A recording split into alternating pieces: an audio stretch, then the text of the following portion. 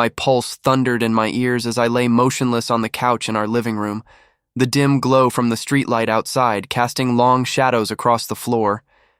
I kept my eyes slitted just enough to watch without giving myself away, my body feigning the deep, drugged slumber I'd been slipping into for months.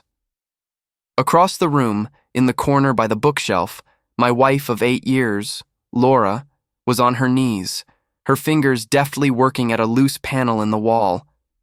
This wasn't the Laura I married, the vibrant woman who'd charmed me at that charity gala in downtown Chicago with her easy laugh and sharp wit. No, this version of her moved like a ghost, precise and practiced, as if she'd rehearsed this 100 times. She pried the panel free without a creak, revealing a hidden compartment I never knew existed. What emerged from it sent ice through my veins, a black duffel bag, zipped tight but bulging at the seams. Laura glanced back at me, her green eyes scanning my face for any sign of wakefulness before unzipping the bag. Inside, stacks of cash, hundreds, maybe thousands, bundled neatly alongside what looked like burner phones, flash drives, and a folder thick with documents. But it was the small vial of clear liquid and the hypodermic needle that made my stomach churn. She handled them with care, like relics, before tucking them away and pulling out a laptop that wasn't ours. As she booted it up, the screen's blue light illuminated her face, and I saw something there that terrified me. Focus, cold and unyielding, the expression of someone playing a long game. I wanted to bolt up, confront her, demand to know what the hell was going on. But instinct screamed to stay still, to keep pretending the sedative she'd slipped into my evening beer had done its job. Because I knew now, without a doubt, that the foggy mornings, the misplaced keys, the vague memories, they weren't stress from my job at the tech firm. Laura had been dosing me, and whatever was in that hidden stash pointed to something far worse than I could have imagined. Let me rewind to how I ended up here, playing dead in my own home, questioning everything about the woman I loved. It started innocently enough about 4 months back, on a crisp autumn evening in our cozy brownstone on Lincoln Park's edge. I just wrapped a brutal day at Apex Innovations, where I led the cybersecurity team, dealing with a potential data breach that had everyone on edge. Laura had greeted me at the door with her usual hug, her perfume, lavender and vanilla, wrapping around me like comfort. "Rough one?" she'd asked, her Texas drawl still lingering after all these years in the Windy City. She'd moved here from Austin for grad school, or so she'd told me when we met. Dinner was takeout from our favorite deep dish spot, and she'd cracked open a couple of craft beers from the fridge. "You look like you could use this," she said, handing me one with a wink. We settled in to watch a Cubs game rerun, her head on my shoulder, everything feeling right. But halfway through, a wave of exhaustion hit me like a freight train. My eyelids grew heavy, my thoughts muddled. "I think I'm crashing early," I muttered, kissing her goodnight before stumbling upstairs. The next morning I woke with a pounding headache, the kind that lingers like a bad hangover, but I'd only had one beer. Groggy, I noticed my wallet on the nightstand instead of the dresser where I'd left it, and my work badge clipped oddly to my belt loop. Weird, I thought, chalking it up to fatigue. Laura was already up, brewing coffee in the kitchen.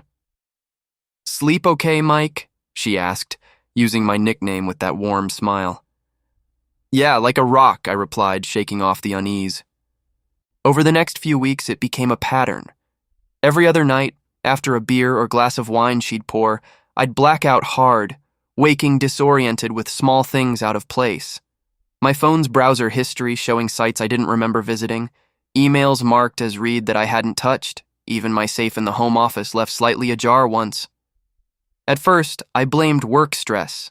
The breach at Apex had escalated, with hackers probing our systems for vulnerabilities. I confided in my buddy Tom over lunch at a diner near the office. Tom was my go-to guy, a fellow engineer who'd been with me since college at Northwestern. "Sounds like you're burning out, man," he said, munching on a burger. "Maybe see a doc about sleep apnea or something." But then came the night I tasted it, a faint, acrid bitterness in the IPA she'd handed me. It was subtle, masked by the hops, but there. I sipped cautiously, pretending to down it while watching her from the corner of my eye. She kept glancing at me, almost expectantly. "Finish that up. It'll help you unwind," she urged. When she stepped out to take a call, I dumped most of it down the sink, refilling with water to match the color. That night, I faked sleep on the couch, heart racing as I heard her creep downstairs around 1 a.m. She didn't go to bed. Instead, I caught snippets of a hushed phone conversation from the hallway. "Progress is good. Access codes are in place. No, he suspects nothing." Her voice was clipped, professional, lacking the softness I knew. An accent slipped in, something Eastern, maybe Bostonian. It vanished when she hung up. She checked on me, even prodding my arm, before retreating to her study. I lay there until dawn, mind spinning. Was Laura cheating? Spying? It didn't add up. The suspicions gnawed at me. I started documenting everything. Photos of misplaced items, notes on my foggy episodes. I confided more in Tom during a run along Lake Michigan's path. "Dude, this sounds paranoid, but what if she's, I don't know, messing with me?" Tom stopped, wiping sweat from his brow. "Like, affair-level messing? Or worse?" "Worse," I admitted. He suggested I set up a nanny cam in the living room, disguised as a clock. "If it's nothing, you'll laugh about it later. If not..." That night, I installed it while Laura was at her book club, which I'd begun doubting existed. She came home late, poured our drinks, and I faked sipping mine again. The drowsiness hit lighter this time, proof I'd avoided most of the dose. Around midnight, the app on my phone buzzed with motion alerts.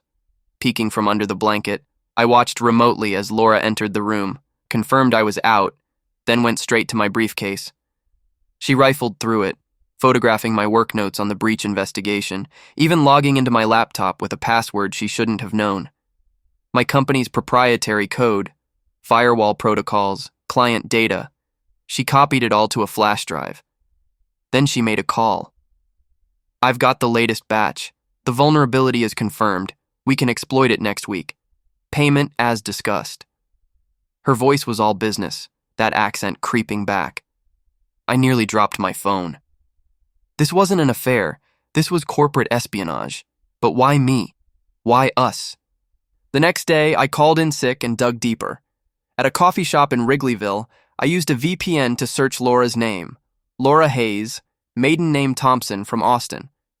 Her social media profiles were sparse, all starting 9 years ago, right before we met. No family photos predating that, no high school friends tagging her.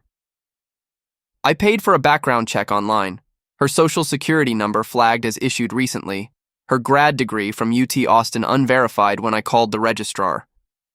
Panic rising, I texted Tom to meet me. At his apartment in the Loop, I spilled everything, showing him the cam footage. "Holy shit, Mike," he said, eyes wide. "This looks like pro-level stuff. You think she's a plant?" We pieced it together. Apex handled sensitive contracts for banks and government agencies. A breach could net millions in stolen data. Laura had bumped into me at that gala. Coincidence? Tom had a contact, an ex-FBI guy named Ruiz, who agreed to look into it discreetly. "Give me 24 hours, Ruiz said over the phone. That night, I confronted the beer ritual carefully, dumping it entirely when she wasn't looking. Feigning sleep, I waited. Around 2 a.m., she crept down again, this time heading to the wall panel I'd never noticed. That's when I saw the duffel, the cash, the vial. But as she typed on that hidden laptop, a message popped up. "Target's firm breach set for Friday. Extract and eliminate loose ends." Eliminate?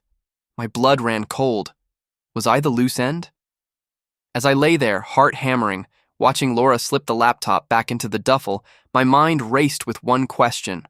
How long did I have? The message on her screen said, "Friday, tomorrow." Whatever eliminate loose ends meant, it was clear I was in danger.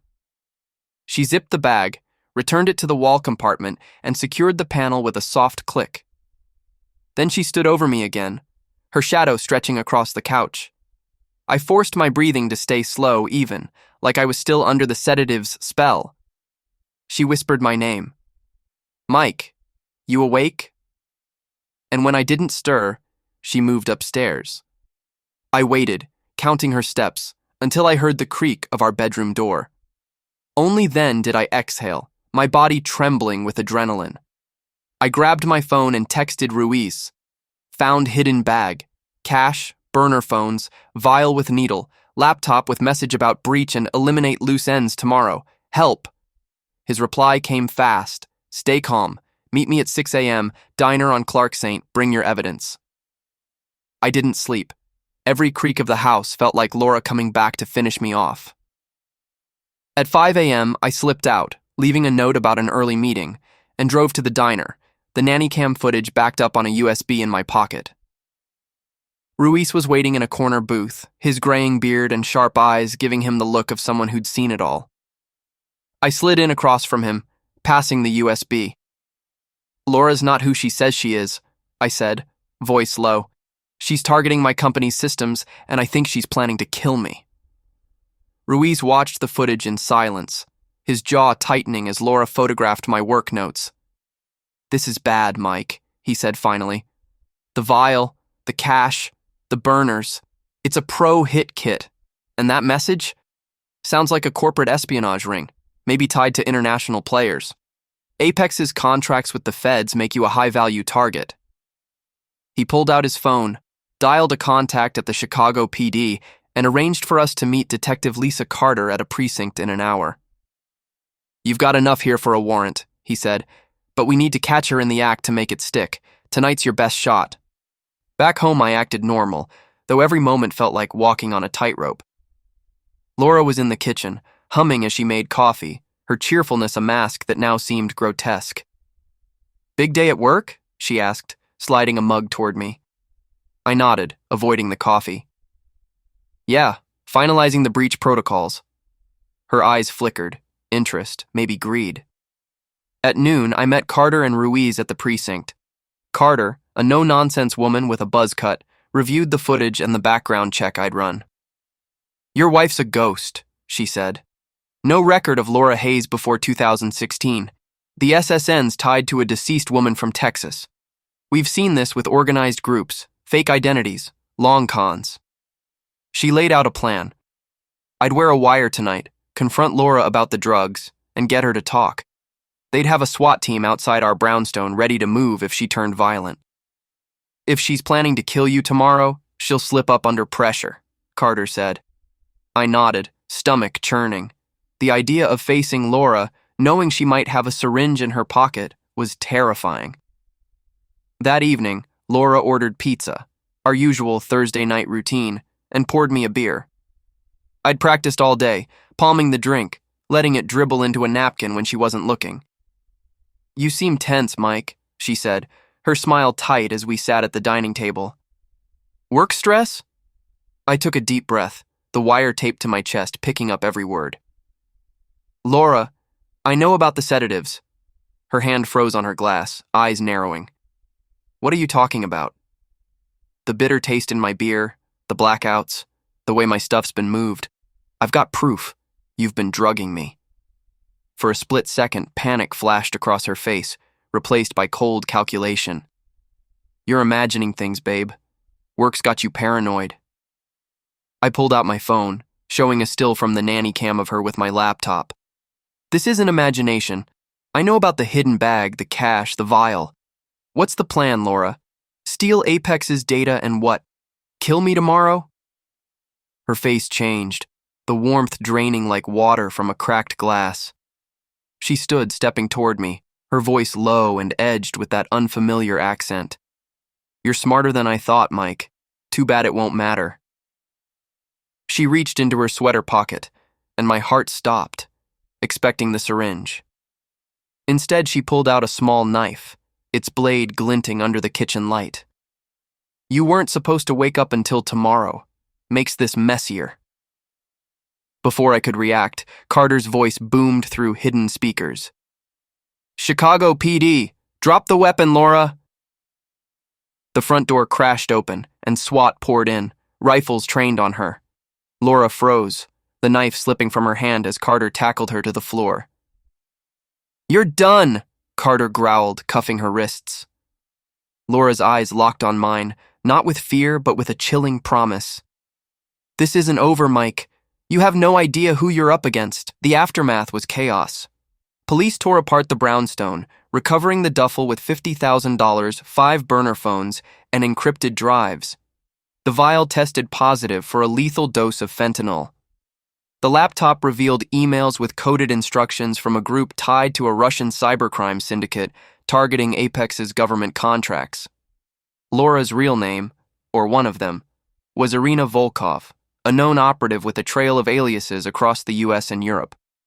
She'd married 2 other men before me, both tech execs, both dead under accidental overdoses after their companies suffered major breaches. The FBI took over, linking her to a network responsible for stealing billions in data. At trial, Irina tried to play the victim, claiming coercion, but the evidence, my wire, the cam footage, her own emails, buried her. She got life without parole. I sold the brownstone and moved to Denver, craving mountains and a fresh start. Therapy helped me untangle the betrayal, but I still flinch at the smell of lavender. Tom visits when he can, and we hike, talking about anything but Laura. I'm with the FBI now, consulting on cybercrime cases, using my story to train others on spotting insider threats. Sometimes I get emails from women who've read about my case, thanking me for speaking out. It's helped them escape their own nightmares. Do I regret marrying her? Not entirely.